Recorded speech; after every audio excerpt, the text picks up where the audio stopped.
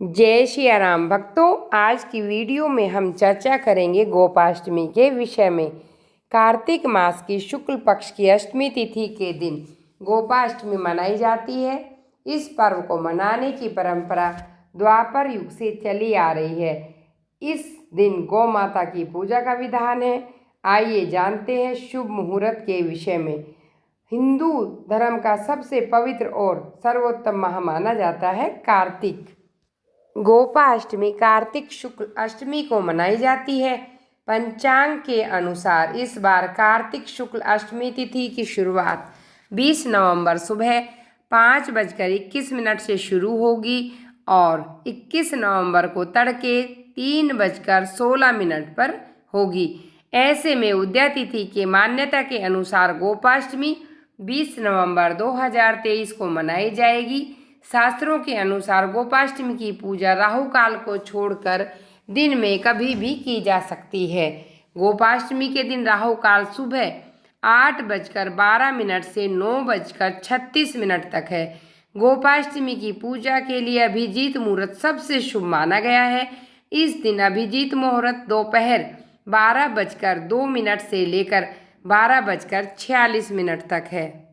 भक्तों, गोपाष्टमी के दिन सुबह ब्रह्म मुहूर्त में स्नान करें। स्नान के बाद पूजा स्थल की सफाई करें। इसके बाद पूजा स्थल पर बछड़े के साथ गौ माता की तस्वीर लगाएं। फिर इनके समक्ष घी का दीपक जलाएं। इतना करने के बाद फूल अर्पित करें।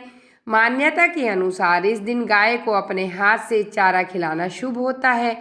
अगर आसपास गाय ना मिले, किसी गौशाला में जातक गाय के निमित्त चारा दान अवश्य करें या उनकी सेवा करें। गोपाष्टमी के दिन गौ माता को चारा खिलाने के साथ गुड़ का भी भोग लगाना चाहिए। माना जाता है कि ऐसा करने से कुंडली के सूर्य दोष से मुक्ति मिलती है। आइए सुनते हैं गोपाष्टमी की एक पौराणिक कथा।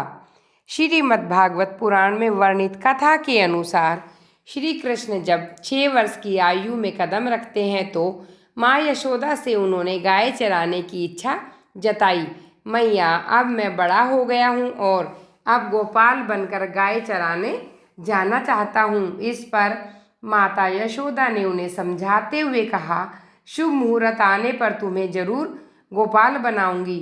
उसी समय सांडिल्य ऋषि का वहाँ आगमन हुआ और उन्होंने श्री कृष्ण की जन्म पत्री देकर कार्तिक माह के शुक्ल पक्ष की अष्टमी तिथि को गोचारण का शुभ मुहूर्त निकाला। इसके बाद माता यशोदा ने उनका श्रृंगार किया और जैसे ही उन्हें जूतियां पहनाने लगी, उन्होंने जूतियां पहनने से कहते हैं कि मैं नहीं पहनूंगा, मेरी गैया भी तो नंगे पैर रहती हैं, मैं जूती कैसे पहनूं। गायों का रक्षक होने के कारण ही भगवान श्री कृष्ण का नाम गोविंद पड़ा। गोविंद ने गोवर्धन पर्वत भी मुख्य रूप से गाय और बछड़ों की रक्षा के लिए उठाया था। आगे आगे गाय और उनके पीछे बांसुरी बजाते भगवान उनके बलराम और श्री कृष्ण के यश का गान करते हुए ग्वाल गोपाल इस प्रकार से विहार करते हुए भगवान ने उस वन में प्रवेश किया। तब से भगवान की गोचारण लीला का आरंभ हुआ।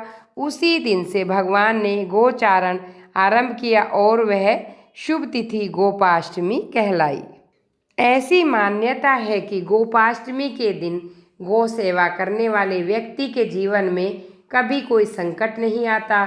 जिस प्रकार एक माँ अपनी संतान को हर सुख देना चाहती है, उसी प्रकार गौ माता भी सेवा करने वाले जातक को अपने कोमल हृदय में स्थान देती हैं और उनकी हर मनोकामना पूर्ण करती हैं। गाय माता का दूध, घी, दही, छाछ और यहाँ तक कि उनका मूत्र भी स्वास्थ्यवर्धक होता है। यह त्यौहार हमें याद दिलाता है कि हम गौ माता के ऋणी हैं और हमें उनका सम्मान करना चाहिए, सेवा करनी चाहिए। गौ माता की जय।